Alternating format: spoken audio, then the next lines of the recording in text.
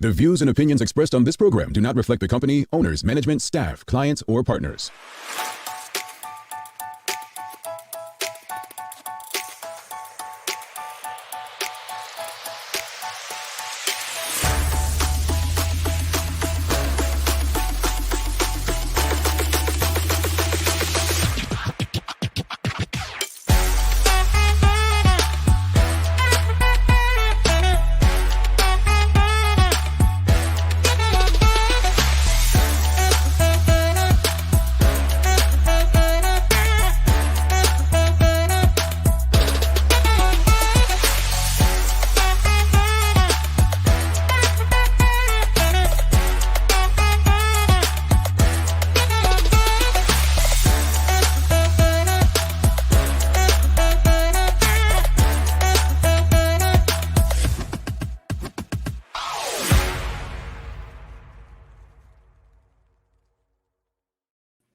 Alrighty, it's Friday, the 19th day of May 2023. Welcome to Bermuda's Daily Talk Show. It's the Daily Hour brought to you by the BAC Group of Companies. Medical House and Lindos. I'm Jamal Hartman. She's Sancha Durham, and Tamara McHale will be with us in a bit to bring you the latest in her news break brought to you by People's Pharmacy. Sister Sancha, happy Friday. Happy Friday. I think you're making this Friday thing, you're getting used to it. You're making it a habit. I mean, you're showing up on Fridays these days. Things are different. Okay. Different. But nice to have you back on a Friday again. Yes, I'm happy to be here, especially on a day like today. Yes. Sir John Swan is in the building. Greetings, everyone, and thanks for making us part of your daily routine. A good one today as we welcome arguably Bermuda's most beloved premier of my lifetime, at least, Sir John Swan. We'll be talking about a lot of things. And overnight, I woke up this morning and saw a lot of questions from the audience via our Instagram stories. So we'll try to get through as much as possible. We're going to have the news break pretty much right now, and so we can have more time with Sir John. So folks, if you haven't already, still going to do the daily play as well. So daily play is a thing you should know. Listen, we will never miss that. Always a chance to stump the crew, folks. Don't forget to subscribe to my website, thedailyhour.com. Just stay up to date with all that we have going on our website and our social media channels. Help us grow beyond the mic as we continue to do our part to improve our community. One more quick note is, folks, you have an opportunity to win 2 remote controls for AC units. They are compatible with all males and models and can be either mounted or on a wall. Mounted or on a wall. Jamal, how do I win again? Because I'm hungry for these air conditioners. Oh, okay. We can help you win. This is how you can win. The first way you can win, TDH community members, either through our YouTube channel or who have registered on our website, will automatically be entered into a draw. That draw, you'll have to watch and listen to the entire show. We will say a name during the show. You'll have 60 seconds. There's a 60-second countdown that you will see on the screen. All you have to do if you hear your name called is type HARE, that's HERE, in the comments. If you do so, you'll receive a gift voucher for one of our partners and be entered to win the grand prize, which will be announced on May 25th, I believe is the date. The second way you can win is pretty much follow us on our Instagram, The Daily Hour. And when you see anything posted relating to this giveaway, you're encouraged to like, share, and comment HARE. Again, that's HERE. We'll announce one of the most engaging followers as the winner on May 25th. How's that, Sancha? I'm in. She is in, folks. All right, so look, let's real quickly. Tamara, please check the message that we sent you. We're going to go to the news break in a second. And after that, as stated, we have Sir John Swan coming up. Very engaging conversation. Good morning to you, Tanya Cheeseman, and happy Friday. And yes, Tanya Cheeseman, she says, congratulations to all of the Bermuda College 2023 graduates. So proud of my son, Jaden, and his graduation and the speech he delivered to the graduation class. Congratulations to your son, Jaden, to you and your family, and congratulations to all the graduates, the faculty, staff, and I believe the outgoing president, Dr. Duranda Green, her final commencement. So congratulations to everyone. And whether they're going into the economy immediately to work or going on to extend their education. Good luck, all the best, and we hope that you can be a contributor to Bermuda and its economy in years to come. All right, folks, we're going to take a quick. Well, we're not going to take a quick break. We're going to. My goodness. We're going to. Forgive me. We're all over the place. So. We're going to do the news break. Stick with us. We're going to do the news break.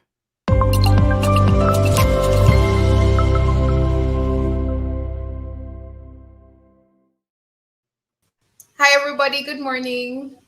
Morning. Good morning. All right. Well, keeping it brief this morning in the interest of time. Of course, this is the Daily Hour news break for today, Friday, May 1, brought to you by the People's Pharmacy. So some great news this morning because there was a teen that was reported missing, but the police is now reporting that 14-year-old Jasir Seaman, who was yesterday reported missing, he has been located safe and well. So that missing report had been out for the 14-year-old, but we are happy this morning that yes, he has been found safe and sound. All right, so in some other news quickly, the Ministry of Health has signed a Memorandum of Understanding MOU with the UK government to provide pre-authorized healthcare arrangements for Bermuda eligible persons to receive treatment from healthcare providers in the United Kingdom under the National Health Service, NHS England Healthcare Arrangements quota. So if you want to find out more information, you can just simply contact the Ministry of Health. And wrapping it up, as I said, short and spicy this morning, in some regional news, where in Jamaica, the police said that they will be monitoring a peaceful protest planned for this morning, sparked by a massive salary hike for politicians here on the island. And the protest is set to get underway at 8 a.m. Jamaica time, which is about 2 hours from now.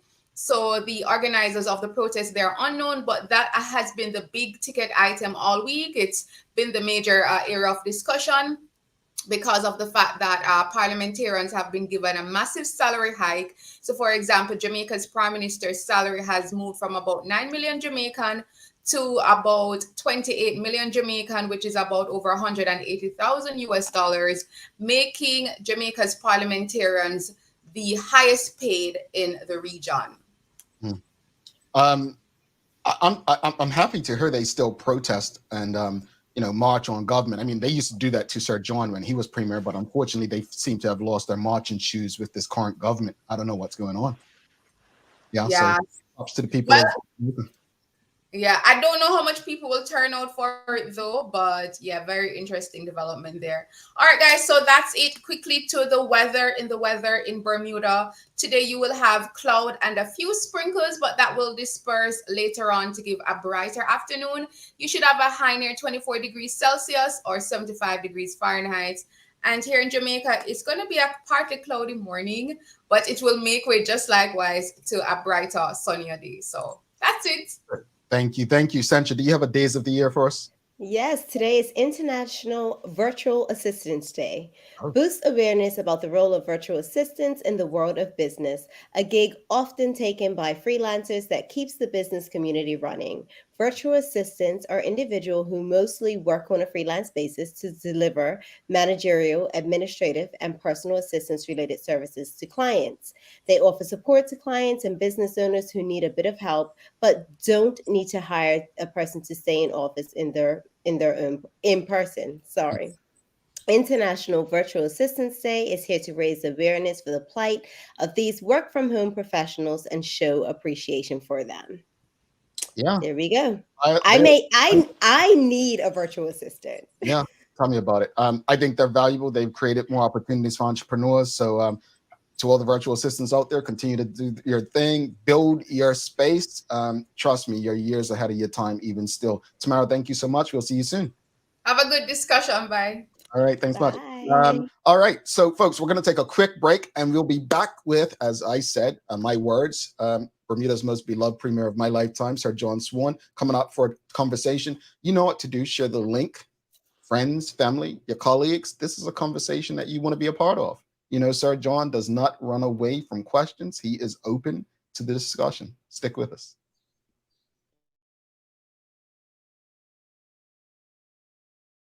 Get ahead of the summer heat with BAC's pre-summer sale on air conditioners. For a limited time only, you can enjoy a 15% discount on Lortec and Cooper and Hunter AC mini-split AC units, two of the most trusted brands in the industry. Plus, with financing options available, you can make your purchase even more affordable. But don't delay, this offer is only valid through May 31st or while supplies last. Whether you're looking to upgrade your home or office AC units, BAC has got you covered. Stay cool and comfortable this summer with BAC. People's ACW, located at King Edward VII Memorial Hospital, carries over-the-counter medicines, toys, cards, and even toiletries. Our knowledgeable staff are there whether you're at emergency, visiting family, or a member of BHB staff, to show you our best even when you're feeling your worst. People's ACW, we're here for you.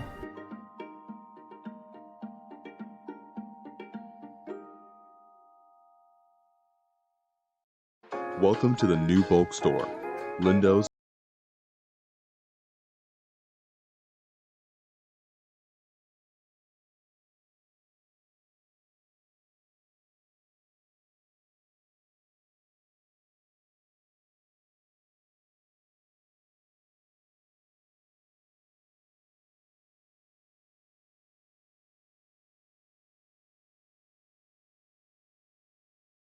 Why go anyplace else? Mom's celebrating her 70th birthday next month. Have you noticed her age is catching up with her? Yeah. Plus, she's having a hard time getting up and around like she's used to. I would sure hate to see her fall. At Medical House Limited, we can help make life situations easier. We have electric beds, motorized scooters, bath stools, walkers, you name it. Mom's been real good to us. We'll get her birthday and Christmas gifts from Medical House.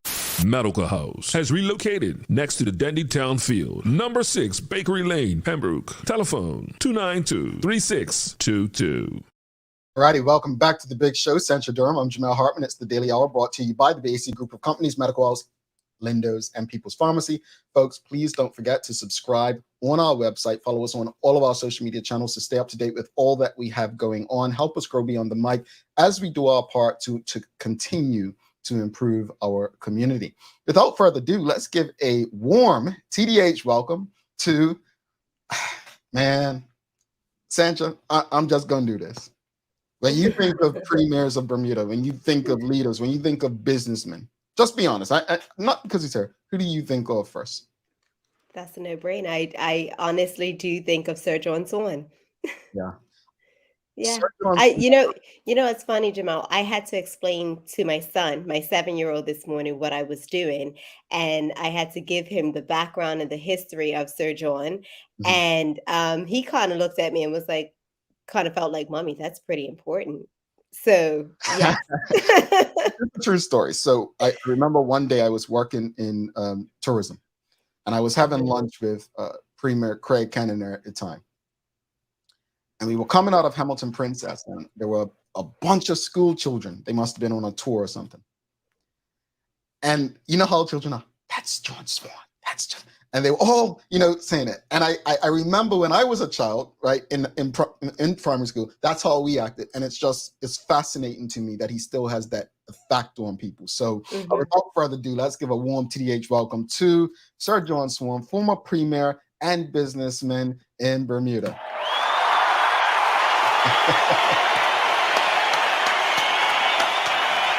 Welcome. Well, it's a pleasure to be here. And you got me up rather early this morning, but that's what the game was all about.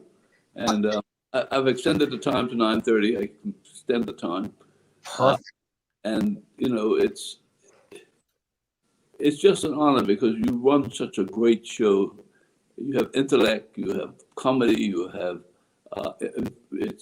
it's very informative and it engages in the issues of the day. And I think that's very important that we stay current, not dwell on the past so much that we lose sight of the future.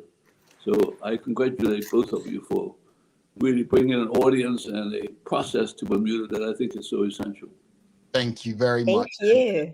Thank you for trusting our platform and coming on and really giving us so much of your time. It is early, but again, we appreciate you for trusting us and having this conversation with us and the audience. And audience, again, if you have any questions or comments for Sir John, we'll do our best to get through as many as possible. But let's get started. I'm just going to ask you right off the bat, what concerns you most about the current state of Bermuda? It's people, and particularly Bermudians. They grew up trusting Bermuda, and I say trust Bermuda means, in fact, whether you're UBP or OBA or whether you were PLP, it didn't matter. Bermudians really depended on each other. We're living on islands, isolated. There's nothing else connected to us, and it's all about trust. And when you trust someone, you have expectations that they're going to do what's best for you. And I think there's been a level of loss of trust, a loss, and therefore fear and anxiety is setting in. And it worries me because people, even at higher levels, are not functioning the way they normally function. There's all sorts of attitudinal problems throughout the whole community. And we talk about a lack of service, or we talk about, you go to the hospital, you don't get this, or the education system is not doing this, or the civil servant working in a civil servant department is not doing this, because we become disconnected. And I think we need to sort of try to reconnect ourselves if we're going to take us about, particularly in Bermuda. You're not talking about the United States where you can go to one state to another. I'm tired of New York, I can go to Florida. I see Britain has given us a chance to go to England, but that's a big pickup. You can't drive there. You got to really sort of say, I'm going to sell off what I have in Bermuda and go live there.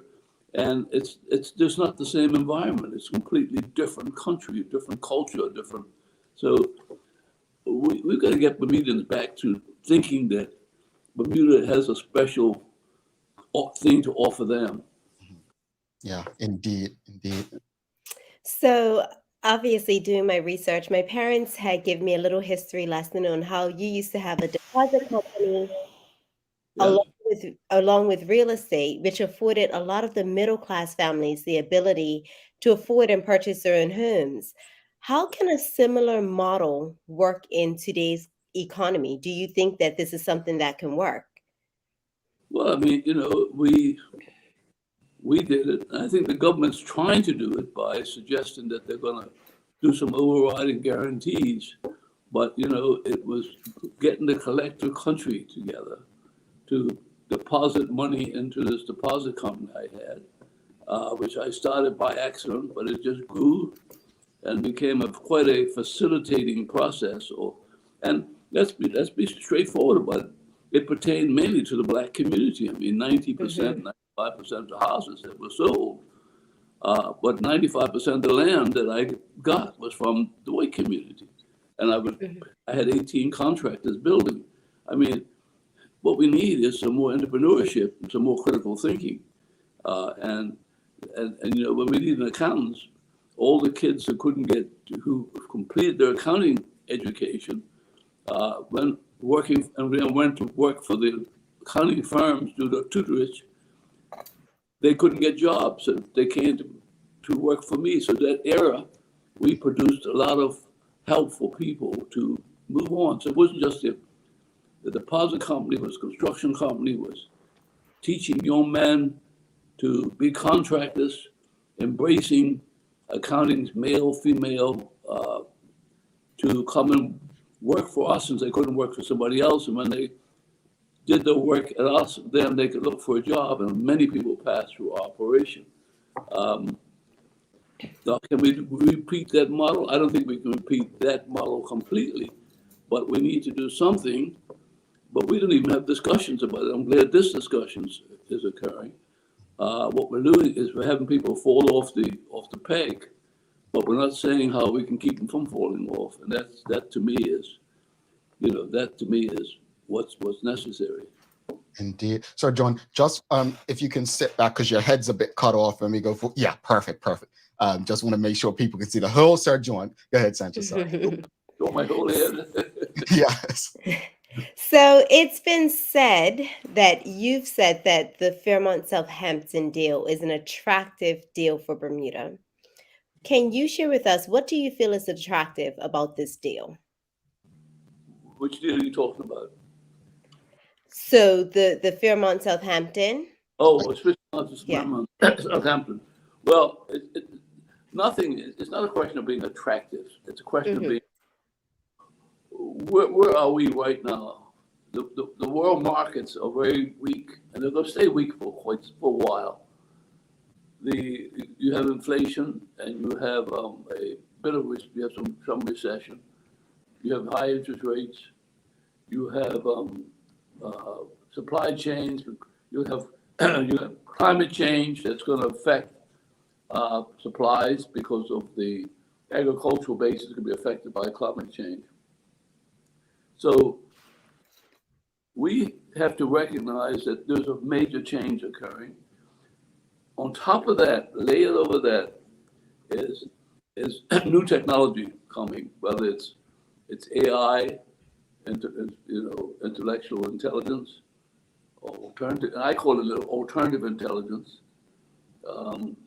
because it really is going to challenge us because it's going to be so much more powerful. You have robotics, you have all sorts of technology coming along. You have blockchain. Now, that's going to change the dynamics of how things are done and how business will be done in Bermuda. We can sit back and be in denial of it, but we've had this international reinsurance business now for the last 40 years. And if you go back in history, and I went back, right back to Copernicus, which was a scientist, when change really started being defined as scientific change as opposed to royal change or religious change, and how we have arrived where we are today. And every 40 years seems to be that there's a change that occurs that has a profound effect on how we do things. We're at that cycle right now where that change is happening. And that cycle means the fact that we came through the COVID. We talked about climate change. We talked about how we're going to change industry. And then you see this great technological revolution as a result of the technology revolution. Now we're talking about technological revolution. It means the fact that you had the industrial revolution, then you integrated your industrial revolution with technology, and now you're integrating your real intellectual technical revolution with that. So you had 3 different steps in that process. And so when you connect all this together and you get a result, it produces such efficiencies. So, and the world is, you've got the world at confrontation with each other. United States with China, United States with Russia, Europe with Russia, and so we got to be careful. We don't get left behind. So what we have to do is to recognize that how do we build a Bermuda economy that's going to stay current? I was faced with the same thing in 1980 when we had nothing, no tourism, and if we went after the treaty, we got it, and we ended up having the highest per capita income in the world. We're back at that stage one more time, and we're at that stage that we have to sort of make use of the product we've got. Whether it's Elbow Beach is closed, Sonesta Beach is closed, Bermuda Hotel now has international footprint on top of it. The only big hotel we have is Princess Hotel, which is not a convention hotel. So we have to really find ways in which, and the airlines will only come here if we promise them that we can get enough capacity demand to fly in airplanes, and particularly Bermuda, because when you leave the United States, you cross the ocean. If you're going down to Bahamas or you're going down to anywhere in the Caribbean, you fly over islands. So you get in trouble, you can land. In Bermuda, you have to be able to come to Bermuda and go back. And every gallon of gas they have to carry, tons of gas. A gallon of oil, it's about 8.5 gas is about 8.5 pounds in weight. So they have to carry all that weight to Bermuda and take it back. And that's like taking up a double-sized passenger load. So the fares will always be high coming to Bermuda. So the end result is we have to now be able to create a critical mass of activity that uses that type of expensive operation. We don't have a hotel to do it. And if we don't have that, and we have this massive international business, that's the second largest reinsurance center in the world. People want to come and go, and they want to come from different, and they can't get those flights every time. Winter time, it shuts down.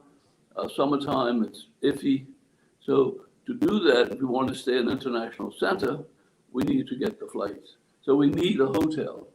It isn't that I sit around and say, I just want to see it for the sake of seeing it. I want to see it because it is an essential part of our development and facing the challenge we have. And so therefore I support it. My first reaction was being against it. Mm-hmm. When I looked at what the consequences are, it's getting harder and harder for banks to put money out because money is not flowing in Bermuda. Well, let me ask you this quickly. Do you feel, with all of that being said, do you feel as if Bermuda has any sort of negotiating leverage where it pertains to the Fairmont Southampton SDO? And if an agreement isn't reached soon, what do you think it'll mean for Bermuda? Well, I'm worried that we might have waited too long as it is because, when we started this project 2 years ago, talk about Southampton Princess, money was readily available. People weren't talking about recession or depression. Interest rates were much lower. So, we're faced now with, so when the first order SDO was granted, there were a different set of circumstances in Bermuda and the world as they are today. So now the investors are saying we want more security because it's higher risk. And we are at higher risk. We haven't done anything about reducing our debt. We had to go through COVID. It was tough on the government to get us through COVID. We got through COVID. But it means the fact that our debt's higher. And we have to make sure that that the investor wants to know one thing. I could give you my money, show me a way how to get it back. Mm-hmm. That's why this order is much bigger than what we expected it to be. And I pray that that's going to be enough for us to get past this hurdle of the global money supply issues that are out there. I just wanted to follow up. You said one thing I always say on this show that, investors are there to get their money back. Business is not charity. So I'm glad you said that. But you also said that initially you weren't in favor of the deal until you took other things into consideration and the state of the global economy. But there's some chatter that was on Twitter when you did come out in support of it, and people were like, what changed? Why is Sir John now in favor of it? And then the question starts saying, does Sir John have financial interest in the property now? I have absolutely no financial interest in the property at all. Mm-hmm. I stick with my business of being in the business of renting office space and owning and renting office space. And I try to stay away from all this stuff. I got rid of all that type of stuff, and I haven't been involved with, and I've never been involved with that, whether it's Gemco or whoever else. I used to own Universal Electric, I got rid of that. Bermuda Alarm Company, I got rid of that. Full Ways In, I got rid of that. So I'm not out there looking to stick my finger in everything that comes along. You only have a limited capacity, and you have to make the most of what your capacity is. Absolutely. Okay. So moving on, what are your thoughts on the education reform as it relates to the signature school and parish primary schools? Well, I mean, I came out of a background in which schools weren't that good, but they produced some very good students. Mm-hmm. World's changed, and we're trying to play catch up with the world. Maybe what we need to do is slow down a bit and decide really what is it we really have. I'm not sure if anybody understands the dynamics or the demographics of birth in Bermuda and how the population has really changed. I don't think we've gotten that much information. I can't even remember when the last census occurred and what was in the last census.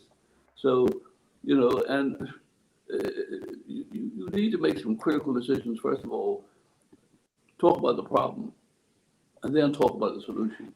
But you got to have a good conversation about the problem, and then you have a good conversation about the solution. I'm not sure we've had that conversation about the problem. We've talked about it, but have we had the conversation on an empirical basis, on a set information and analytical, and then shared it with the public in a way that they understand it? There will always be engagement about education. Education is the core. We're born, we are nurtured by our parents or parent. We then, given the nurturing then goes into the school system. We're nurtured by teachers. Do we have the components to do that nurturing? Because we know that by the time a kid gets to about 10 years old, the attitude about life is getting pretty well formed. So we need to step back and take a look at really where we are and really what is it that we have that we need to do something with. All schools, whether they're private schools or public schools, right now are faced with a shortage of pupils. There was the functionality. To what extent, I don't know. To what extent we have the teacher capacity to teach this money. We've had a lot of opportunity for people who've got intellect and education now to go into the private sector, jobs and so forth. Our birth rate has been falling. It's since 1960. It's down now to 1 for every 1 child that's born. Every 2 kids that's born, 1 male, 1 female. The female produces. And that female produces, if it's going to have 1 child, then that causes the population to drop by 50%. We're falling very fast in population. So, and we don't see the results of that until we get them in the school system at the age of about 4 or 5. We start seeing that. And when we get to the workplace, it's even worse because then parents send their kids to people leave and go abroad, or they stay abroad and after education. And so the amount of people available is very small. We need to recognize that education is the backdrop for almost all the things we do with our own people. And what's worse is we bring people in with the education already there. So we have some big challenges ahead of us, but we better do it with information so the public, you know, there's such thing as you build anxiety, you build fear, and you get reaction from fear, and you get reaction from anxiety.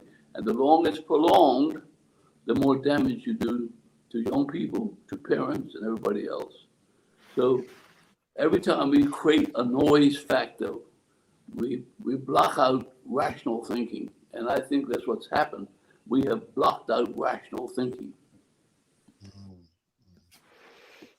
Okay. So the next one, you've been in business for quite some time. And This is my 61st year. Lost, I'm sorry. Your 61st year? Yep. wow. My last year, I've been in business for 60 years. I came back to Bermuda in 1960. I worked for 2 years. I started the business in 1962. I entered Parliament in 1972. I came premier in 82.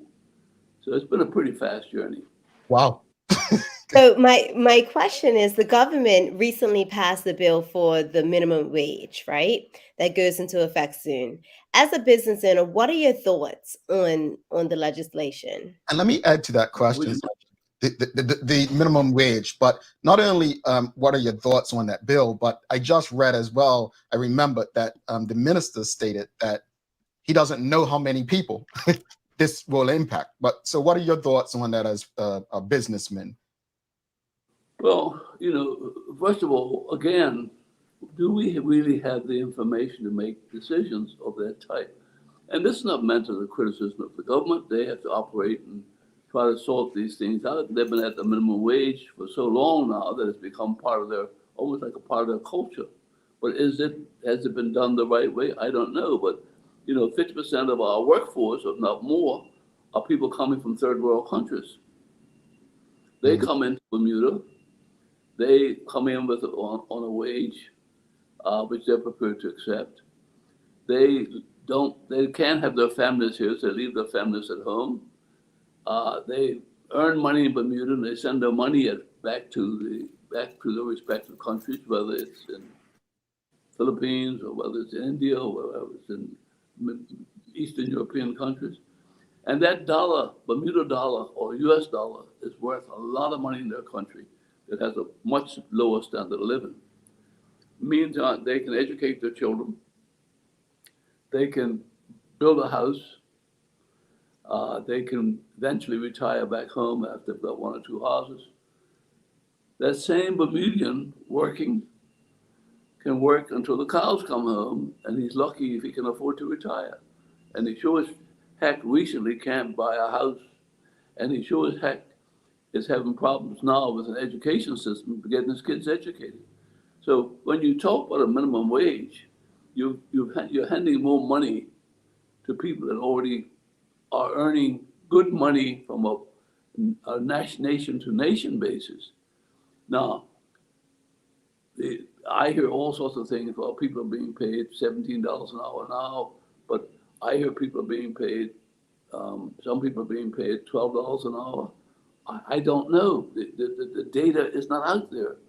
And so I can't make a judgment on that except for the fact that I think that the Bermudian is being undervalued and the foreigner is being overvalued because of the conditions that exist in Bermuda when the Bermudian has to stay here, be with his family here, support his family here, and a Bermuda high cost of living, and that they're foreigner with this low cost of living. And since we don't allow them to bring their families to Bermuda, they're not adding to the gross domestic product. What they're doing basically is every extra dollar you give them through this minimum wage gets sent home. You are sterilizing the growth. So you're adding to the inflation, you are adding to the cost of living, but you're not necessarily solving the problem. What we should have done, and I produced a paper on it, but nobody would listen to me, on saying the fact that what we should have done is said, okay, you come to Bermuda, foreigner, you earn whatever you earn. The Bermudian and you will get that same wage, whatever you earn now, get it now. But as a Bermudian, we're going to give the Bermudian an ad valorem, and that's probably at the 50, whatever it is, $1,000 a year level, $40,000 a year level. We're going to give you an ad valorem. We're going to let the payroll tax that now is collected for the employer and for the employee will be added to your wage as an ad valorem to your income. That means that you will get more on your salary, and the employer, by legislation, will be required to do so. Now, if government feels as though when they look at it can cost them whatever $1 million in cost, they'll go to the upper level of home ownership, people who are now getting the advantage of having come to Bermuda, bought real estate, haven't contributed to the infrastructure of the country. We will raise those taxes on that real estate at the upper level to respond to that cost of that we provide the Bermudian that's working. So you have to be working, you have to be earning a salary as a Bermudian. You then get the benefit of a extra income. That way you don't add any inflation to salary increases. You don't talk about a minimum wage. What you talk about is looking after Bermudian. What we're doing now is we're just saying everybody in the pot. Inflation goes up, Bermudian gets an increase, a minimum wage, but then inflation eats away at the minimum wage. So I don't think we've solved the problem. I think we've just added to it. Agreed.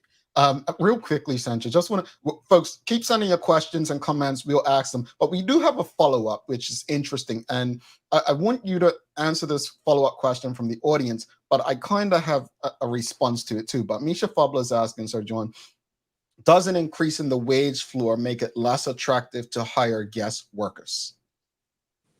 I don't see how that happens. Guest workers want to come here. The guest workers we have here are coming from all parts of the world, whether from Dominican Republic or whether from wherever they're coming from. They're coming to Bermuda because the wage level in Bermuda is so much higher than the wage level where they're coming from. So I don't see that as a problem. We're not talking about now. We're not talking about people at the upper level of income. That's a separate structure. We're talking about minimum wage people. And the Bermudian needs to get a better deal. And you can't just throw everybody in the same pot and say you got a better deal. Yeah. And I was a bit confused, Misha, just, I'm no Sir John, but I'm not quite sure that it sounds good, but it just doesn't make sense because, again, raising the wage floor, as you put it, would only really work if there were price controls based on what we speak about all the time, and we just won't go that route. So I don't think. Well, you can't go to price. You can't go to price control because you can go to competition. Maybe what we need to do is open things up more to competition. I mean, we once had 66,000 people in Bermuda. Nowadays, we're probably down to 58,000. So we've lost a lot of people in our dilly-dallying and in our xenophobic attitude. And we've got to get away from that and say, and then we've got to realize that the economics globally has changed. I mean, 20 years ago, we never even heard of Amazon or eBay. Here's two companies that operate who have no products whatsoever, are two of the richest companies in the world. We could be one of the, in 1992, 93, 91, around that period, we were considered the richest country in the world. For a 2-year period, we spanned being the richest country in the world, right? Because we got it right, and then somebody screwed it up. And we've been on this. When we dropped from 6.6 billion GDP down to 6 billion GDP, and we've been at that area for the last 25 years. I'm going to put you on the spot, Sir John. You said we were doing well until somebody screwed it up. Who screwed it up? Well, I think conditions changed. I don't think it was just the PLP. It wasn't just the OBA. The business community decided that it doesn't want its employees involved in politics. And when they made that fundamental decision, I know exactly who, I'm not going to call names who did it, but the three people, which I fought against when I was premier, but three people who were working for a firm lost their jobs. And other people lost their jobs because they wanted to stay in politics.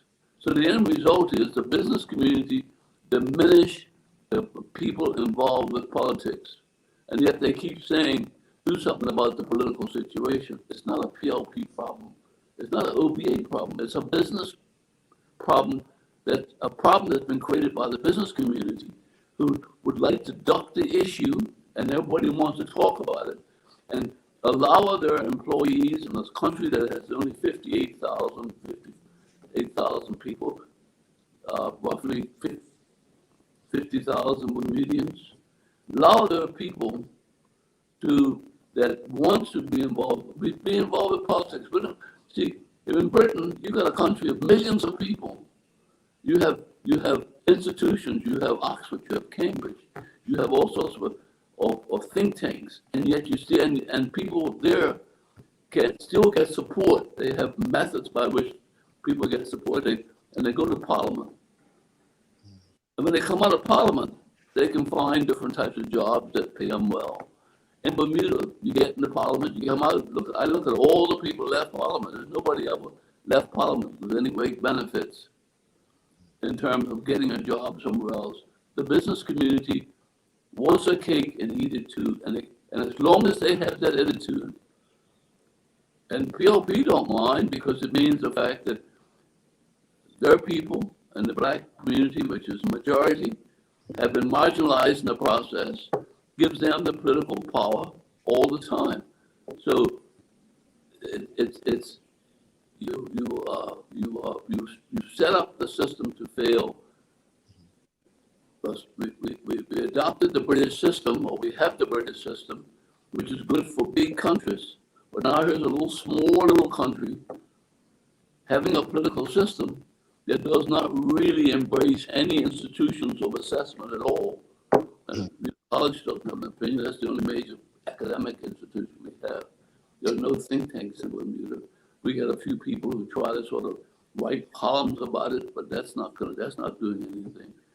So we've got to rethink Bermuda for the 21st. And then with technology and Facebook and all the information systems, in the next 3 years, the world will be so wired that everything will be instantly in your face. In other words, Mars is putting up the satellites where you can be anywhere, anytime on a thought. So we have to recognize that sitting here, we've got to change Bermuda to make Bermuda a safe haven, make Bermuda a workable place, and make people feel as though they're dealing with somebody that has something to offer. Yeah. I real quickly, Sandra, I just want to make sure, I know some people have written saying that Sir John's audio was going in and out. We're doing our best to keep the audio as clear as possible, so just bear with us. And again, comments and questions, keep them coming. Go ahead, Sandra. So, as I think we're all saying the same thing, Bermuda's economy needs a boost, and the IB sector is carrying Bermuda right now. What's some low-hanging fruit that Bermuda should consider to boost our economy? Well, I think first of all, the low-lying fruit is our attitude and our policies that will change the dynamics of Bermuda, that makes it more functional for the 21st century. I mean, you can go out and name all sorts of things. If you have a good set of conditions, industry will come and find you. You don't have to go look for it. It will come in and find you. We didn't go looking for the international business. We created a background by which the international business saw that we did things that made it conducive for them to come. And they came. They found us. We didn't find them. And that's the key to the whole thing. We create the conditions. And if they think it's conducive for what business they want to do, they'll come and do business with you. Yeah, I actually agree with Sir John there. I always say let's use salespeople, for instance.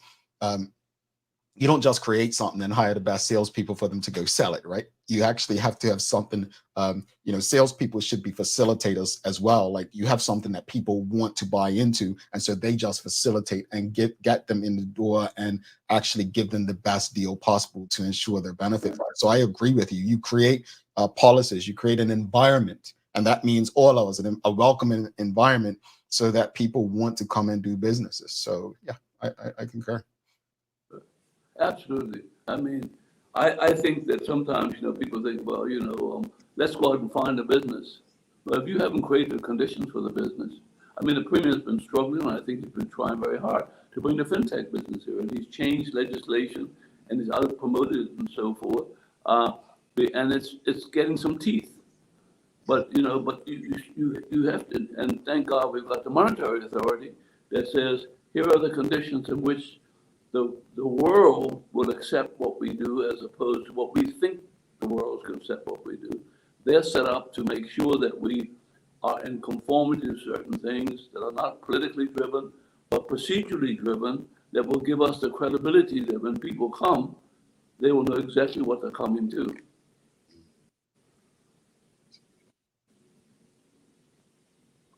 Sandra, we can't. Sorry. We talk on this show a lot about the middle class and the erosion of the middle class. And Bermuda's middle class is the foundation of our economy. How can we save an eroding middle class? Well, it depends on what you call middle class. I mean, let's face it, we had a middle class during the 60s and the 70s, they were Bermudians, white or black. I mean, they were the Arnold Francis of this world and the Gilbert Darrells of this world and Hugh Richardsons of this world, and they were Jack Sharps of this world. We had a big middle class, Bermudians, the King family. There are different names of the families out there. Those families have been dissipated by not only just economic, but their role they played in the community. You don't hear about middle class anymore. What you hear about is middle economic class as opposed to middle social class, which means the fact that if I've got a job now and I work for one of the major companies, and 88% probably of companies now that are in Bermuda, servicing Bermuda, whether they are telecommunications, law firms, accounting, all owned by foreigners now. So this idea of Bermudian, that middle class used to own law firms, used to own accounting firms, used to own all sorts of firms, and that's what the middle class is built on. That middle class is finished now. It's all owned by foreigners now. So we are a country pretending that somehow or the other we're in charge. But in actual fact, we've given up our charge economically a long time ago, and it's been dissipating at a very fast rate away from our control. So what middle class you talking about? Those people working for somebody else that is interest has come to Bermuda, get what they can out of it because Bermuda has something to offer. But if that's the middle class you're talking, and what are they saying in the community? I haven't heard these people who are working in these companies because the companies have scared the hell out of them and told them, stay out of, the minute you open your mouth up, whether it's you're in politics one way or the other because we're so small and so compressed. So they told them, stay out. So these people don't say anything. They just make money. So is there a middle class? The answer is yes. But the middle class is a middle class that's earning money only and enjoying themselves with nice houses, maybe have a house abroad, and this is black and white across the board. But they don't exist in terms of the dynamics of the society. And it's always, that's the class that really makes society work. You can see it in politics today. You can see it in civil service today. You can see it in the business community today. We're a strange bunch. We're just sort of pretending that somehow or the other we are what we are, that we're somebody special. We're giving up our special features. And so we know who's speaking on behalf of who. And the lower class, and that's what I've become concerned about, and I've tried to talk to people, they're hurting. And they're hurting because the middle class are not really interested in what happens to them. They pretend, they go to church on Sundays and they pray that something will be okay. They might have their name in the newspaper about, well, they've been promoted or something like that. But they're not really dealing with the lower class, which has always been society's job. The middle class job is to bring up the lower class, and to raise the standards of a country, of people.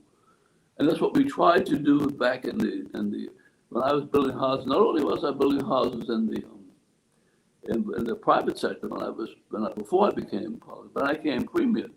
We built massive houses in Bermuda because we felt as though the middle class Bermuda, black or white, didn't have proper living conditions. And we built a lot of housing. Apartments, Ducks Puddle and Southampton and all over the place. We revamped Middletown. Middletown used to be a slum. We revamped Middletown and so forth. We've got to get back to doing things for people and not doing things that somehow or the other might serve our own purpose. But more importantly it's not things that are being done for people. And therefore you can't expect these international businesses to buy into something that you yourself haven't demonstrated so there's the new guys on the block with the new money, and that includes the banks. They're the new guys. They're not the Bank of Bermuda that used to be Bank of Bermuda as opposed to HSBC. Bank of Butterfield is now owned by outsiders, Commercial Bank, Clarendon Bank, We don't have one financial institute. The insurance companies, Argus, the only one that's owned by Bermudans is and they've sold a piece of that recently, is Colonial Insurance, which is new name CG now. But so we don't have very much. Now the question is, what do you do for the working class? You can't expect everybody to be at the same level academically and performance-wise. But we act like somehow or the other we've got to be there, and we haven't done anything really genuinely to make it happen. So we need to have a conversation, but a conversation with information, not just a conversation of, like we're talking this morning. I'm talking, but I don't have the information that I should have at my fingertips. I do some studying. I study the dynamics of the demographics of the birth rate, the dynamics of the death rate, the dynamics of retirement. They're all key ingredients in how we see Bermuda evolving over time. And I just don't see us having you talk to people about that and the eyes glaze over. They're not interested in all that. Yeah. Brand new car, I got one myself. Let me sort of take my vacation, go on my cruise. If I've got some money coming in, because some of the company is renting a house for me and so forth. Scientists don't really get very far on that deal. They have a plan that everybody puts if you get a boat to go fast, if everybody's rowing at the same time, and you have one person at the back saying row, and they steer the boat where it's supposed to go. You ever watch the races on the Thames with the Harvard and Oxford races? You have one man and a lot of rowers, and they're all rowing together. And the competition is who's going to win the race. We got to get to a stage where we're all rowing together, black, white, rich, poor. And the poor man feels as though that his contribution means something. And that's why they're taking up guns. That's why they're taking up attitudes that they have, because they feel as though they are not worth anything to society, and therefore they're now eventually not worth anything to themselves. I won the country many years ago, and I got beaten up, and I said the young black male of Bermuda is being diminished by attitudes as we promote the female, because it was so much easier to do. She's a better person because she's going off, she can type. That's when we had typewriters. She's more docile towards the employer. And what we said about the black man, go technical school, go find a job doing construction. And what we were saying to him, and then what's more importantly, when he had children outside, they didn't pay his bills, we locked him up. The girl's life continued on, she might have had another boyfriend, but that poor bugger got locked up. No. It takes two people to make a baby. But one person was getting the real punishment, and after a while he felt this about. And I actually met with prisoners at BIU headquarters, by the way, quiet meeting with some of them, and talked to them. And they told me how they felt. And I had this real sympathy for them, because they began to realize they didn't just become prisoners because they wanted to be prisoners. They didn't get involved in drug business because they wanted to be in drug business. They felt as though society had deserted them. And when society deserts you, you revert to whatever things you have to do to survive. So I think that we've got to take and re-engage ourselves with society. So let me act on to the opposition. The government is only as strong as its opposition. What are your thoughts in the state of the One Bermuda Alliance? Government is only as strong as its opposition. Must be very weak, because I'm not sure. I see some opposition spokesman. I see that some people talking, but and again, it's not the opposition's fault. It's the business community's fault, who've really, in a sense, stripped the political system of its capacity to have people to function.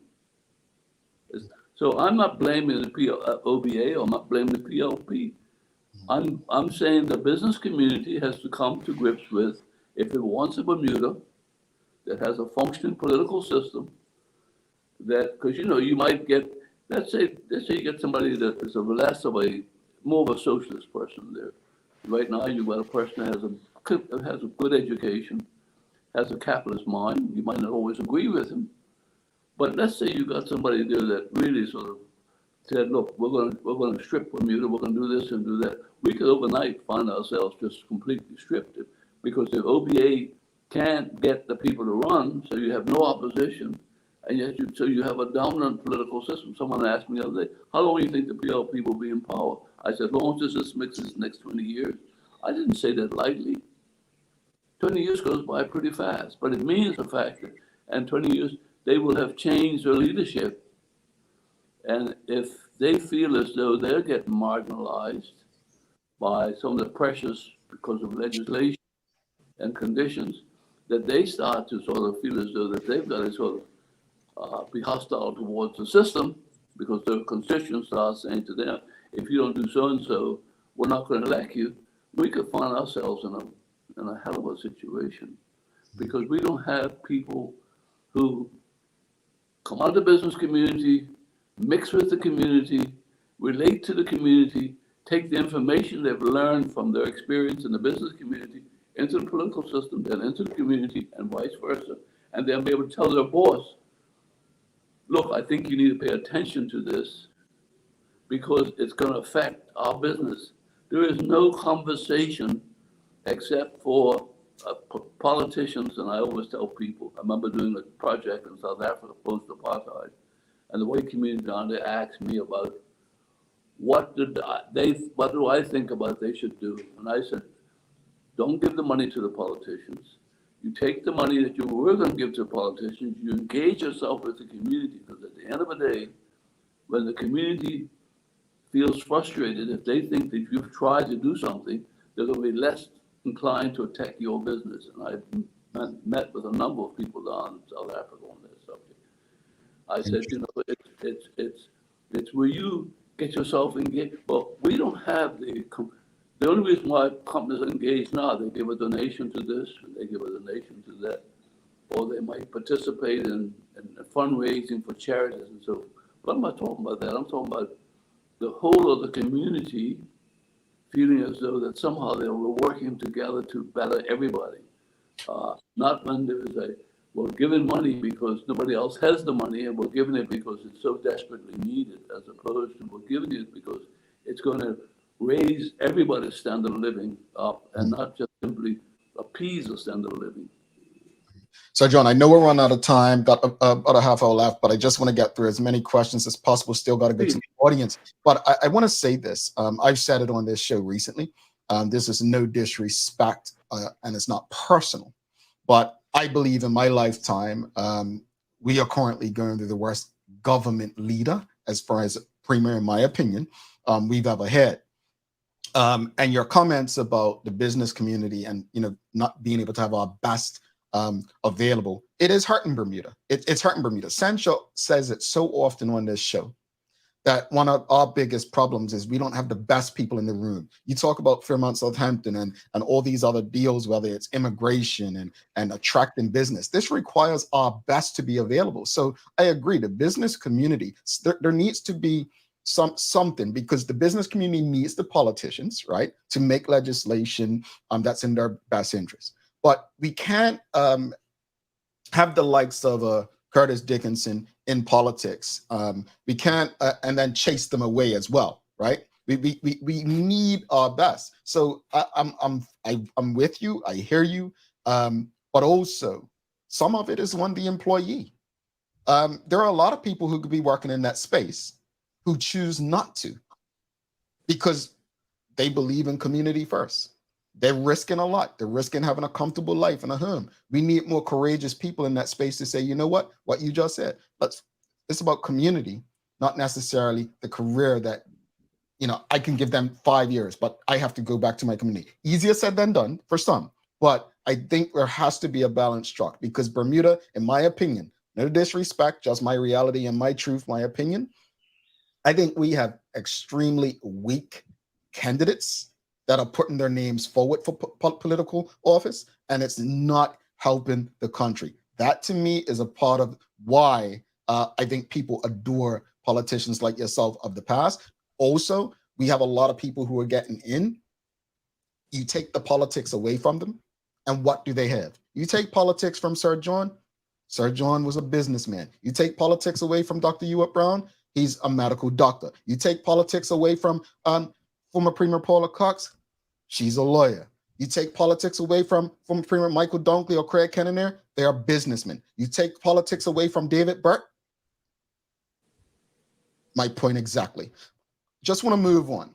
Bermuda's political landscape is influenced by race. Let's just be honest. It's heavily influenced by race. How do you believe the One Bermuda Alliance should address this? Because we know that it may not be a top concern right now, but when that writ is dropped at Government House, that green machine will go in full emotional blast and bring up the historical aspects. How does the One Bermuda Alliance deal with that? Because that's a hurdle that they just have not been able to get over. And they never will be able to deal with it because they don't have the candidates to deal with it. It's again, I go back to what I said earlier, that if we want a Bermuda that serves everybody, we must create the conditions. As I said, if you want a Bermuda that has an economic strong base, you have to create conditions for an economic strong base. If you want Bermuda to have a good education, you have to create the conditions for a strong, good education. Anything you do, you create it, and almost it will find you, as opposed to you going looking for it. In this political environment that we're in, it's no fault of the PLP, which means it's no fault of David Byrd or anybody else in the PLP. It's no fault of Cal Simons of the OBA. It is really, in a sense, it's the system itself needs to be corrected. And as long as we don't correct the system, and the PLP don't mind, because they benefit from that system, because they will be in power, as I said, next 20 years. Because if the system, it's not their fault that the system is flawed, it's the people who allow the system to be flawed by their actions. And I'm not saying that everybody in business has to be involved with politics, but give me liberty or give me death. Give the right of advocacy shouldn't be restricted to lawyers and judges, and it should be every citizen to have the right to participate in the affairs of the country, to make sure the country gets the best it can get. That's not meant to denigrate the people in the political system now. It is, we're talking about 20 years from now, when we will look back and say, what did we do to make Bermuda a better place? And all I see us doing right now is trying to get the most we can out of economics, which is not working, trying to get the most out of people, which is not working, trying to get the most out of the system, because the system is fundamentally flawed by its political system. I mean, you go back to Henry VIII, when he took charge of England and English affairs. And then when the parliamentary system emerged, it emerged because there was a need to feel as though there was a broader consensus of people, the public involved with politics. We make a lot of noise on the air, like radios and televisions, but we even are pretty bad protesters because we're not sure, because the system itself doesn't define what that protest means. Maybe we have to go to a referendum system on it, and the fact that any major legislation gets the public input from it. So government spends time explaining to the public why it's doing it, as opposed, if not, what you could have is you could have the same system, the same result next election, where the vast majority of PLP, OBA is still weak. Next election, vast majority of PLP, still weak. So it becomes a part of their culture just to say, we can do what we want to do. It's not this regime of the PLP. Or if the OBA can't empower because people are unhappy about something, what we want to have is participation. Democracy is about participation. It's about, to participate, you need information. You need to be able to have a dialogue. You know, going back to the PLP is celebrating its 60th anniversary. It's celebrating the 60th anniversary. And I was lucky because I grew up in that era when the people were prepared to make sacrifices and represent the people and fight for change. And the OBA and the UBP had to conform to some of that fight, and they were really, and then they fought within their party as the party split up, because there were those who felt it was going the wrong direction. But people were prepared to stand up for something, and they stood up for it. Nowadays, it's just like, well, you know, I'm gonna bitch and I'm gonna moan, and I'll let people know I'm concerned, but nobody's prepared to say, okay, we need a change. And that's funny. That kind of segues into my next question, which was, during your premiership, your government dealt with various protests and marches. Despite an unhappy electorate, we just don't see it today. Why do you think that is? Does race and the PLP history play a role in this? Well, the PLP played a big role in that, because the people in the PLP at that stage were supporting each other. I mean, Reggie Boris was in the plumbing business; he supported the party. Arnold Francis was a lawyer. Walter Roberts was a lawyer. Walter Roberts had an insurance business. You know, we people were there. You had Adi Simmons working very hard to get the union stabilized and in position. I know because I was involved with a lot of that stuff they were doing. Alex Scott was in Scott Craft in the business. I was a partner of his. You know, there were a lot of people doing a lot of things, and I know because I was in the business and I was supporting them very quietly. I never told the OBA I was doing it, or the UBP I was doing it, but you know, we did. And you know, Lois and I were good friends, and we discussed issues. And at the same time, I believe the right to dissent, the right of protest, was a very important part of the process. I mean, particularly when it came to this whole issue of apartheid.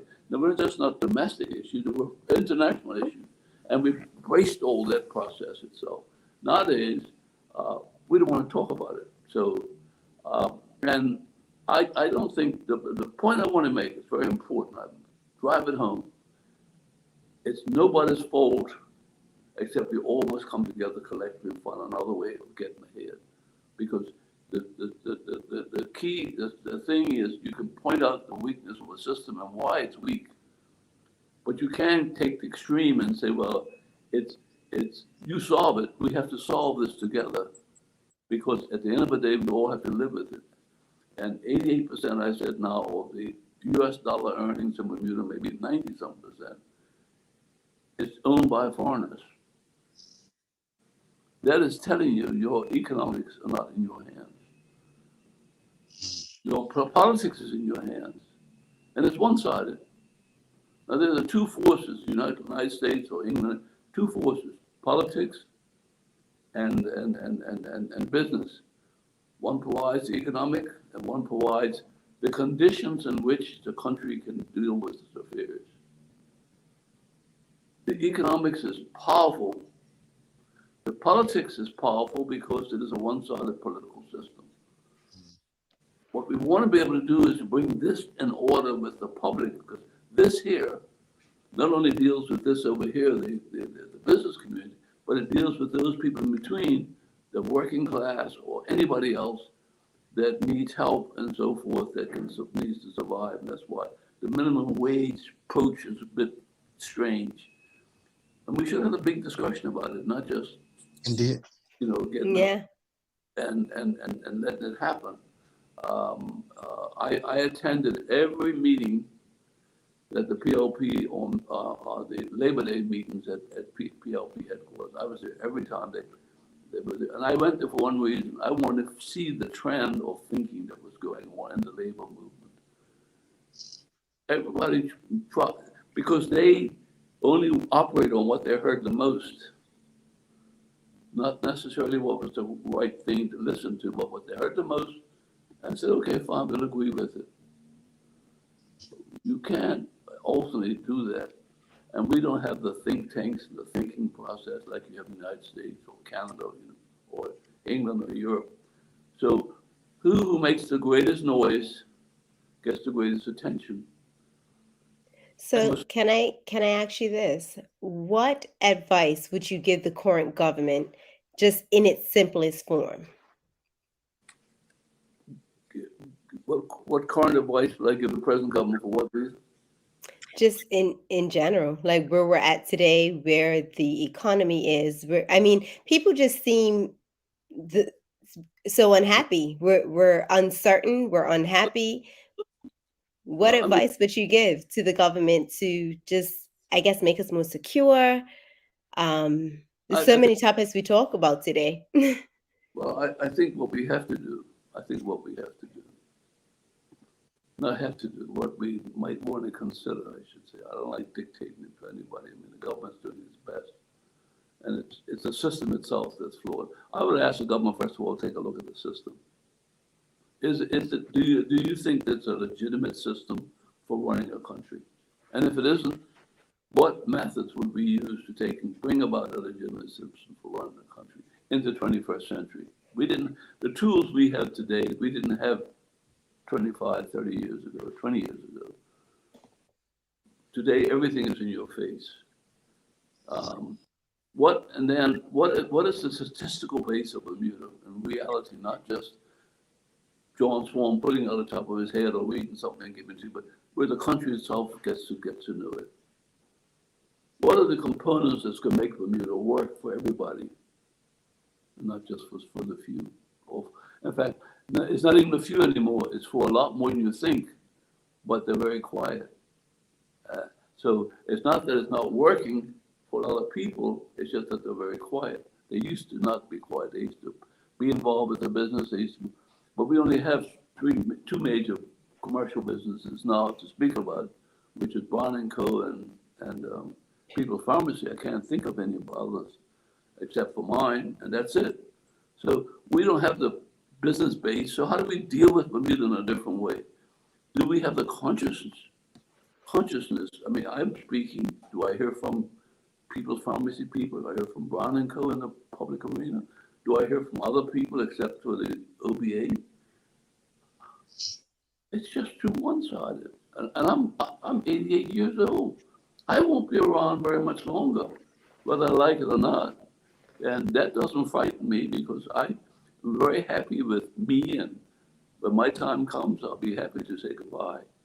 But I do worry about those people I leave behind, and I could be like the rest of them and say, look, I'm okay.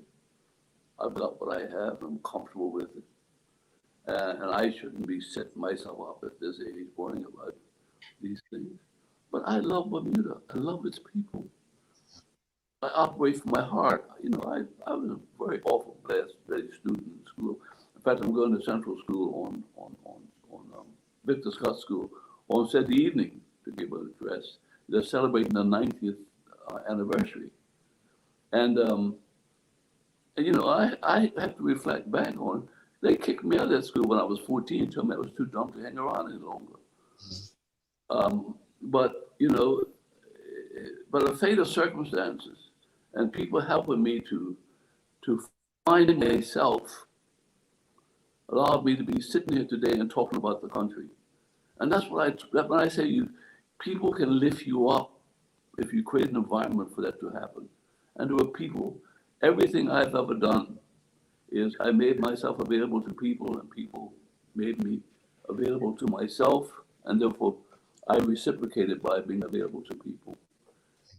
So you don't have to think of it just being about education. You have to think about it as, how do we lift each other up? How do we speak to each other's heart so that we know the fact that we are so brothers and sisters, whatever race you're from? How do we take race out of the process? I know my background is from slavery.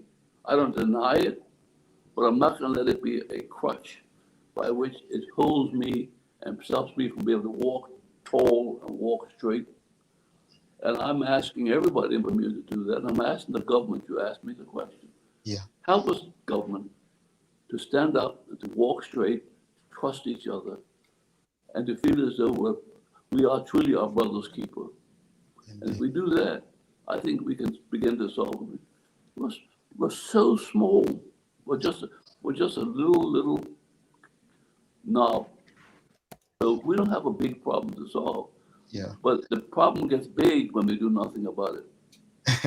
Sir John, I'm just going to say we did have a conversation before we came on, and they're asking you. They want a part two. They're saying 9:30 isn't enough. So Sir John did say prior to the show that what we don't get through today, there will be a part two. But let me just ask a couple questions before you go out, because you said a lot just now that made me think.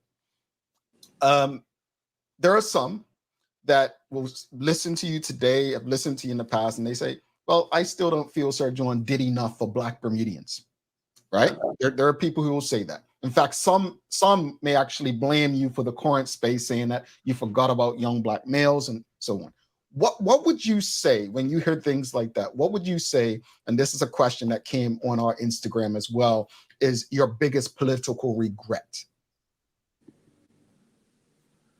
What is my biggest political regret? Yeah. That I didn't get out of politics earlier. You know, that I didn't. I mean, I hung around for 13 and a half years trying to get this country on its feet, doing what it's doing, producing more scholarships, bringing in more business, making Bermuda, you know, as people take for granted, making Bermuda the place that it has become. I don't have any regrets. I mean, I lived off my conscience. And when you live off your conscience, you can live almost forever because you are really not caught up into hanging around feeling as though, well, you know, I feel sorry for what I did. And so, by the way, tell me something. Who has done more in the political or the business arena, if you talk about the Black community, that's done more for the Black community than I have done? Tell me one person. You've named an airport after Freddie Wade. What did he do? You've named a courthouse after Lois Brown Evans. You know, she was never premier. You've looked around and you have people being picked up and praised for this and for that. I haven't asked for any praise. I've been honored to be knighted. I did not only work in Bermuda, but overseas. I was made a national hero because I try to contribute what's best.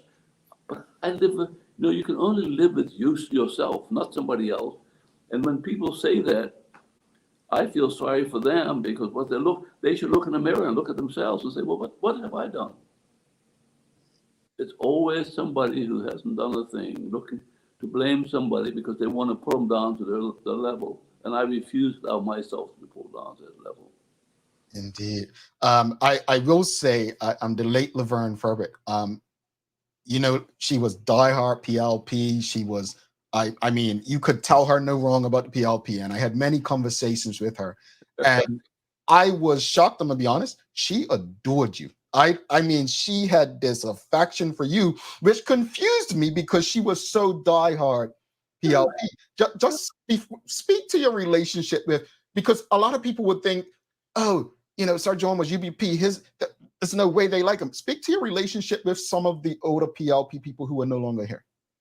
Because, you know, Laverne worked with the PLP. You're absolutely right, she's a diehard PLP.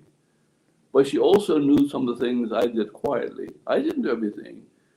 I had to be open and, you know, I mean, when people wanted something or needed something, who did they turn to? Whether it was the AME Church.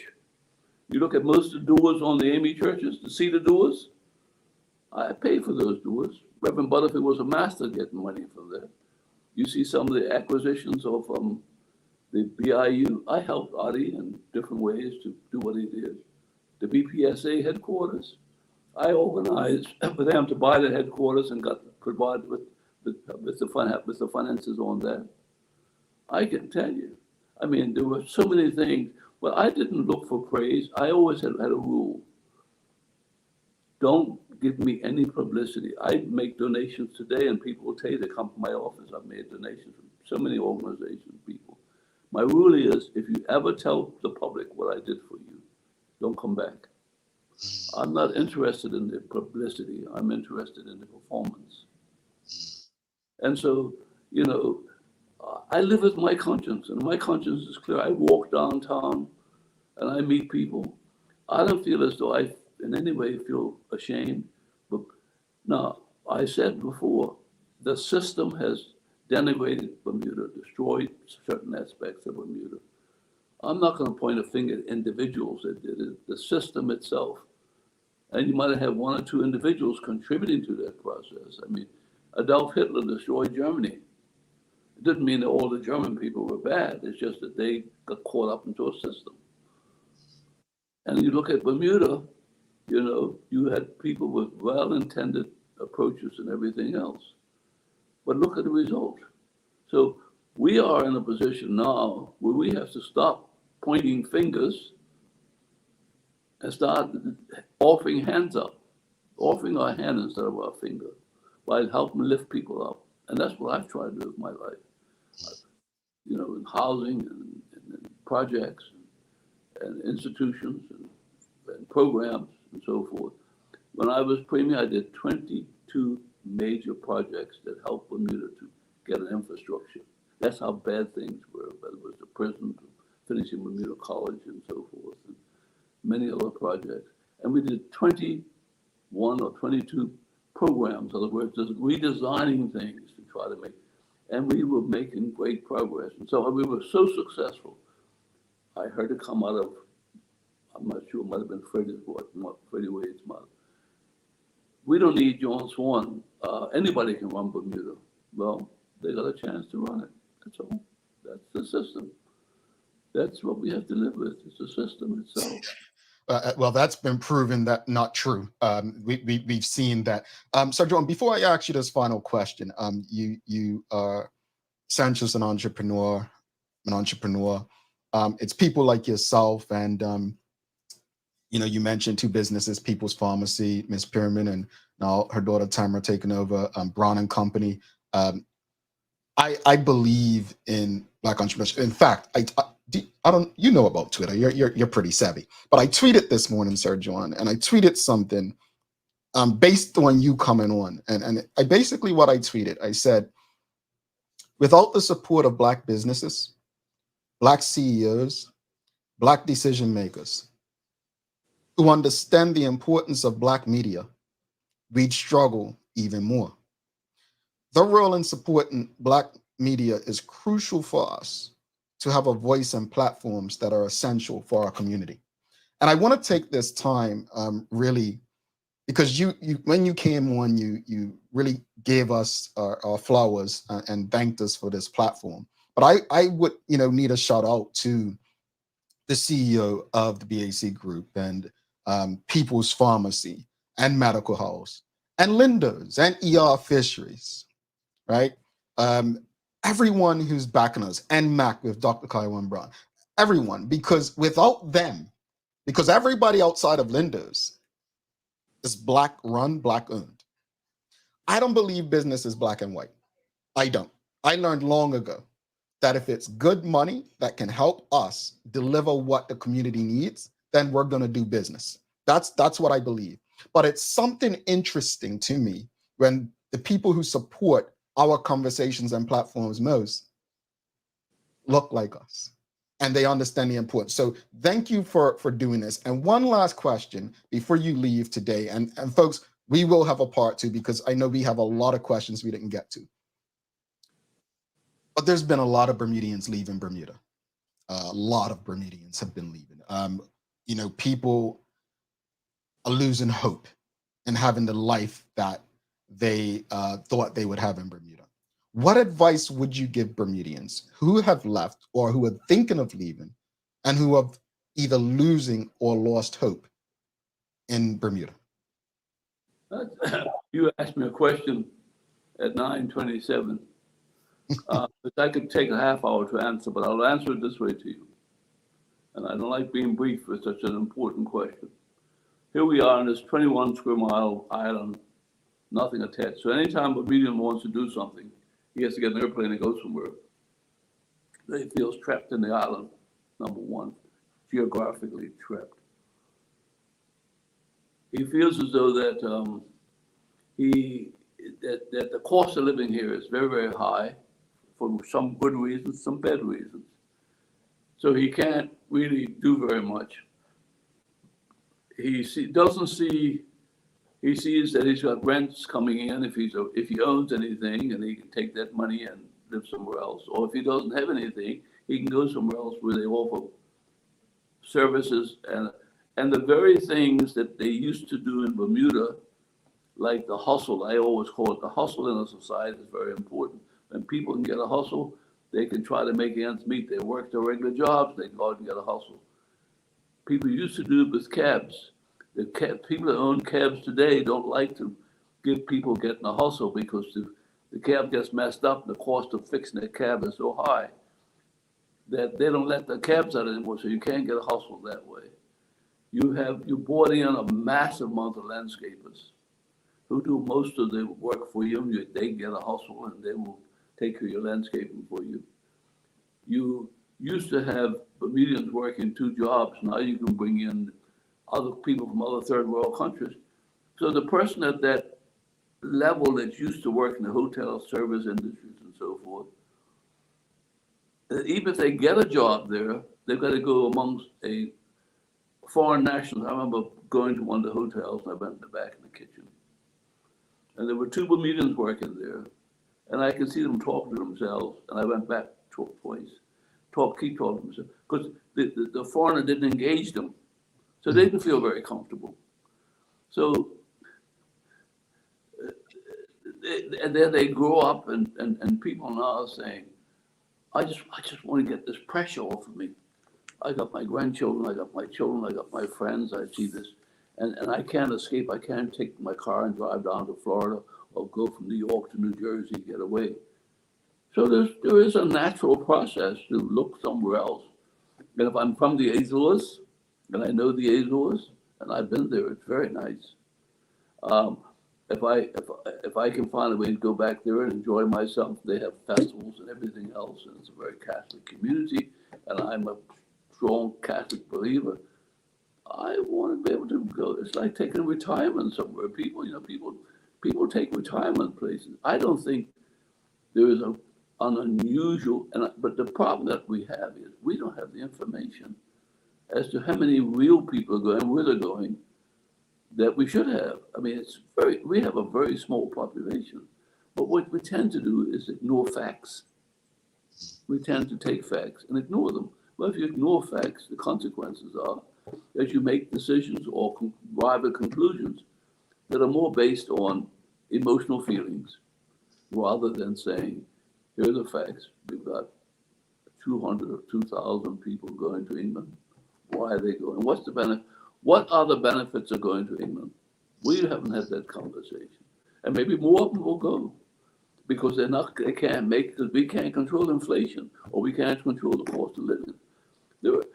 We just need to have better conversations and ask that there'll be institutions or somewhere created to create this information process. If you're in England, you get it because they've got all sorts of think tanks and the government supports programs to do it. We support handout programs.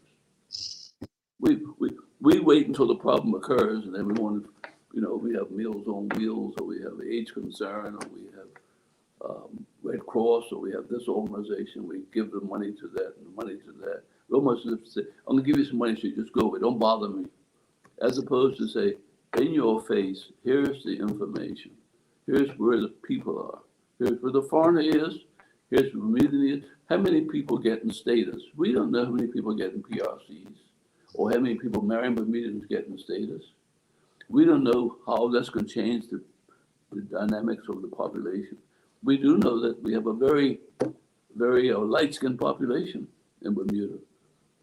We have there's a rapid mixed breed. There's more per capita, the highest rate of mixed marriages in the island, So what will be the dynamics of that maybe the issue of race will, in 20 years or 30 years or 40 years, will dissipate on the basis of the fact there's just so much integration going on. We used to get a lot of our population from the Caribbean.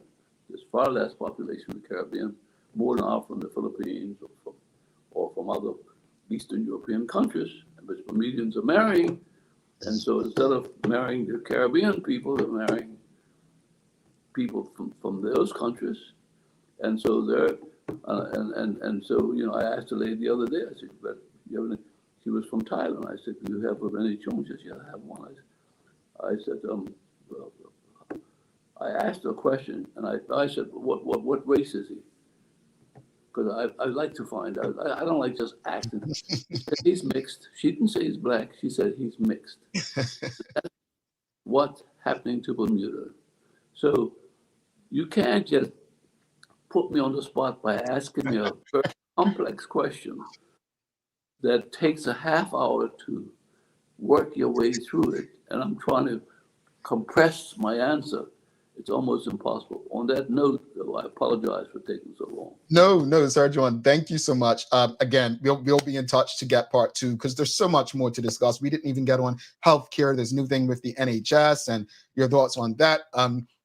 There's much more depth on immigration, fintech, and so on. So first of all, thank you and your team so much for trusting our platform to have these conversations.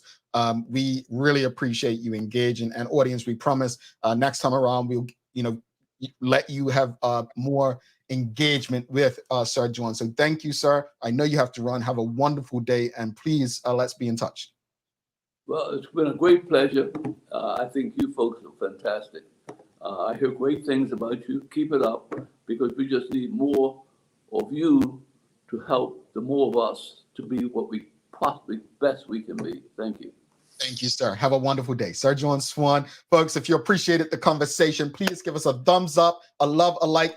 We're going to have a big giveaway coming up as well because you all have been so awesome. We're going to do 2. We'll do the 60-second countdown, and we'll also do a hashtag giveaway for you today because you've been awesome. And since he mentioned People's Pharmacy, since Sir John mentioned him, we're going to give away a voucher to 50 People's Pharmacy. I said 250, a $50 voucher to People's Pharmacy for you when we come back. So stick with us.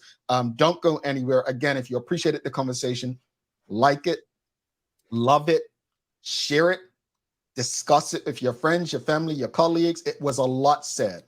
It was a lot said. If you saw Sanch and I looking to the side, we were taking notes. You cannot just have a conversation with Sir John. You have to take notes. You have to write down times. Look, Sir John said it himself. We don't know how much longer he's going to be around. We have to value the information that he's willing to share. I mean, I feel this. Everyone's dropping hearts. Everyone. I feel it. I feel it. I feel it. I feel it. The love's real.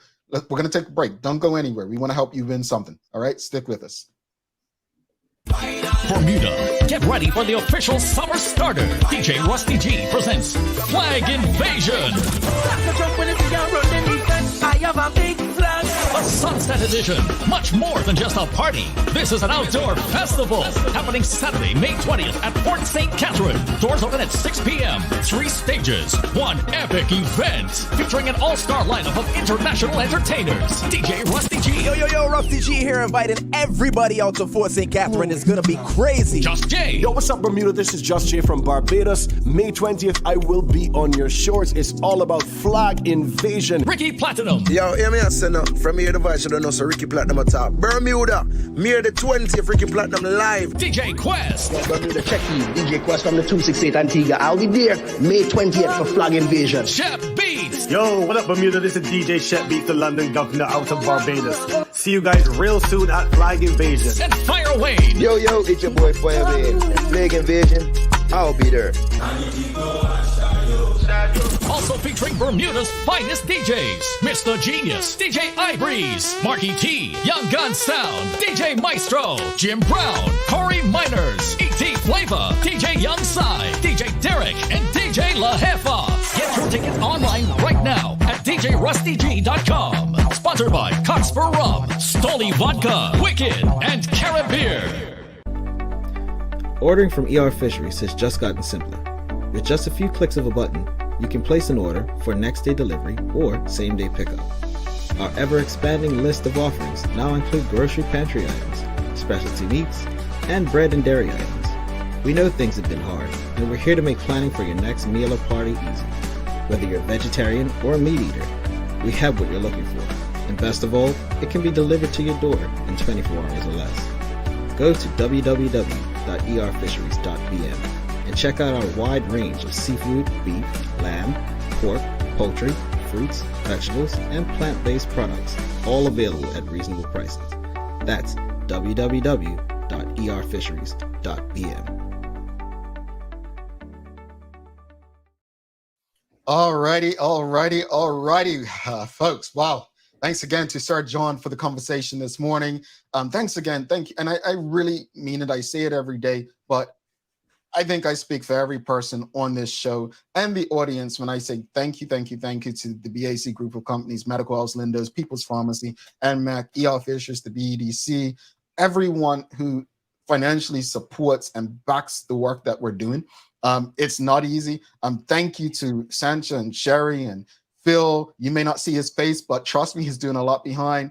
Maya, Tamara, Larry, everyone who contributes, and most of all, thank you to the audience for trusting us and engaging with us and making the guests feel welcome and giving us questions to ask that you want to know. So we appreciate the support and can't thank you enough. Again, if you appreciate the conversations, give us a thumbs up, like, share the conversations with your friends and family. Let's together we can make things better. We can change our fortunes. So it's time for the Daily Play, brought to you by Bermuda Trivia, now available at stores throughout Bermuda. Well, you know what? 60-second countdown first, right? You want to do that, Sanj? Sure. So if this is your first time, as stated, you must be a TDH community member. You can either do that by joining our YouTube channel or by going and filling out the application on our form. So the person whose name we call now, let's just refresh. They have 60 seconds to type here in the comments. 60 seconds to type here in the comments. The name today is Kathy Rogers. You have 60 seconds.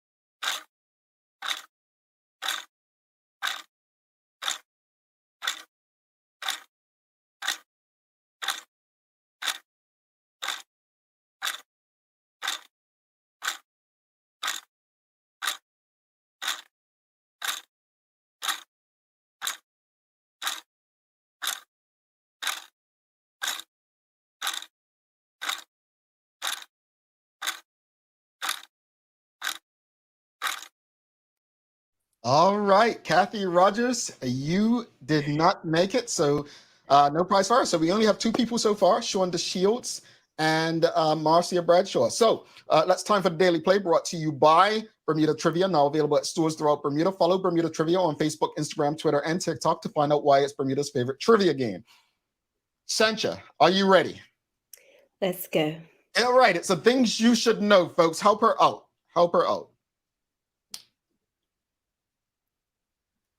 This is politics. Sir John. Oh, gosh. What was Sir John before he was premier? What was he? Yeah. A business. A businessman. Right. So, what was Hillary Clinton's profession before entering politics? Was she a teacher? No? A realtor? No. I thought she was a teacher. That's Joe Biden's wife, Dr. Joe Biden. A lawyer. Yeah, she was a lawyer, Sancha. She was a lawyer. Tamara's funny. She says a wife.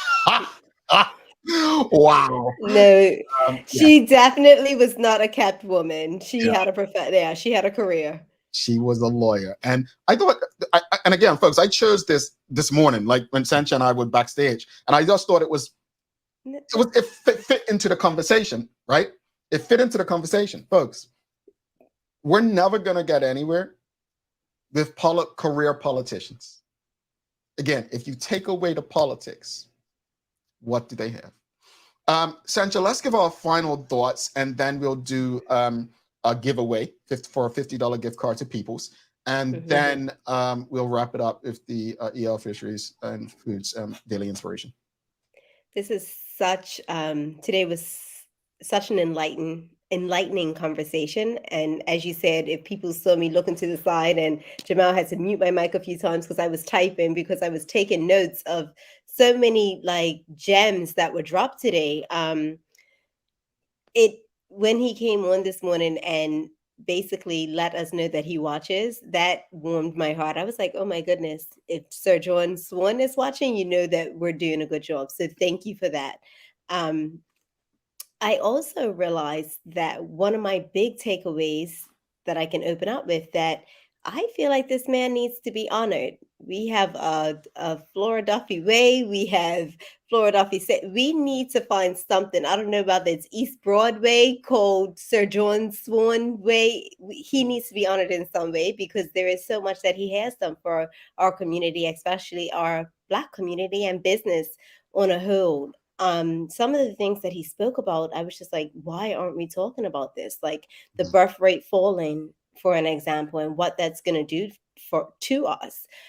You know, the Bermuda versus foreign workers, a lot of the things he said, I want to say on a daily basis, but I know I can't say these things because, you know, it's deemed to be impolite or politically incorrect, and I can't speak that way. But it's true. I had a conversation just the other day with a politician when it came to when we were giving payroll back. It's like, why are foreigners allowed to take this payroll that you're giving back? I feel like that should have just been for Bermudians, right? Because all they're doing is taking this money and taking it back to their home, to their country. And there has to be a give and take of a sacrifice. One of the big takeaways that I had was, in order for us to have good conversations that are valid and going to go somewhere, we need statistics. And a lot of the times we are having these conversations and there are no statistics that There's no data. Yeah, nothing is backing it up.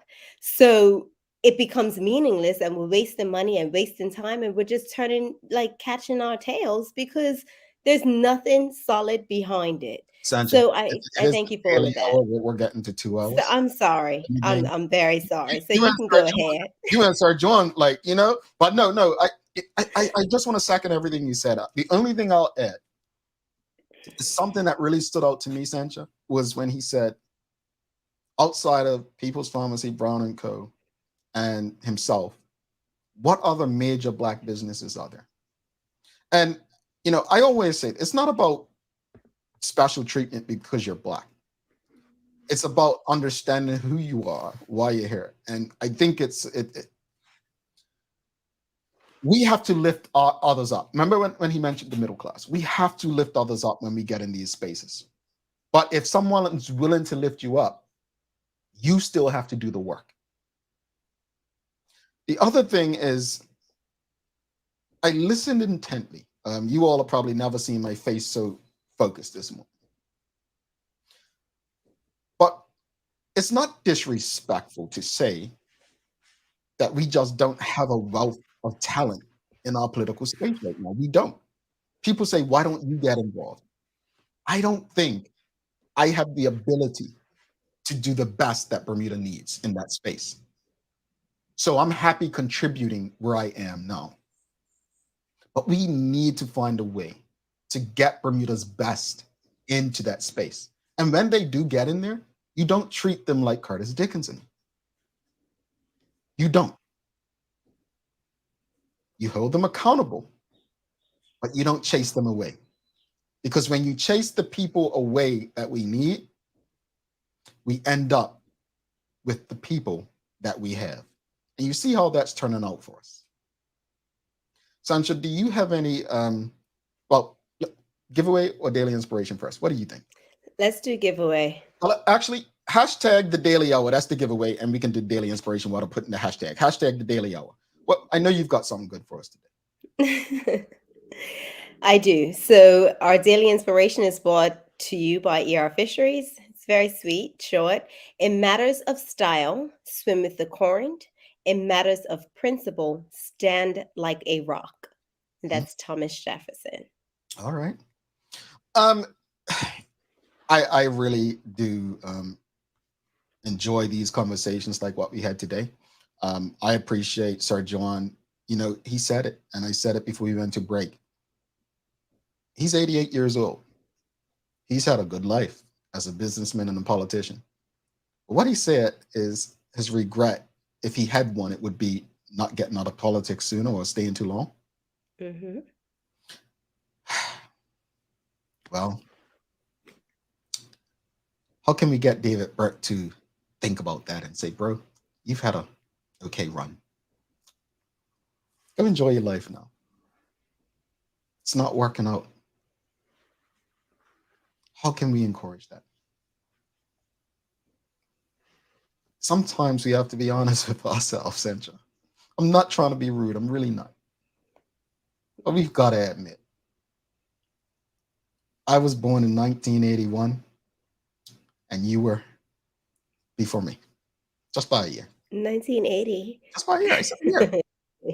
You've got to admit, I'm putting you on the spot. You've got to admit, this is one of the worst periods politically we've seen in our lives. It makes me nervous for my child. Mm-hmm. And that's not to say, Sandra, that's not to say that, I mean, my mother lived through worse periods than now. I mean, the riots back in the 70s, like there were bad. I'm talking about in my life, Sandra and I's life. Mm-hmm. I'm not going to say it's all on the government. There was a pandemic that took place. It's a lot. Let's do this giveaway. Let's see who's the lucky winner, because we've got to go. We turned this into a daily 2 hours. So 2 hours. Yeah. If it's happy hour, all these people will like it though. Anyway, let's do it. Here we go. Where's drum roll? Who's got it? Who's got it? Who's got it? Who's got? Did I see Kathy Rogers showing up? She's back. Kathy Rogers, you missed your chance. Lydia Simmons, congratulations. Send us an email, engage@thedailyhour.com. You're winning a $50 voucher to People's Pharmacy. 2 people in there, Sherilyn Johnson and Kathy Rogers. Missed a big opportunity this week with the 60-second countdown, but folks, you'll have more chances to win. So Lydia Simmons, please send us an email, engage@thedailyhour.com. Folks, I just want to say this. Again, you know, thank you so much for your support. It's because of you, people like Sir John come on. Don't forget to subscribe on our website. Follow us on all of our social media channels to stay up to date with all that we have going on. Help us grow beyond the mic as we do our part to continue to do our part to improve our community. Sorry. Thanks again to our partners, the BAC Group of Companies, Medical House Lindos, and People's Pharmacy for ensuring that we're able to do this with you on a daily basis. As always, we appreciate you, we love you, and we thank you for making us part of your daily routine. If all goes well, we'll be back to do this again with you on Monday. She's Sancha Durham. I'm Jamel Hartman. My friends, please do make it a safe and a great day. We are out. Peace.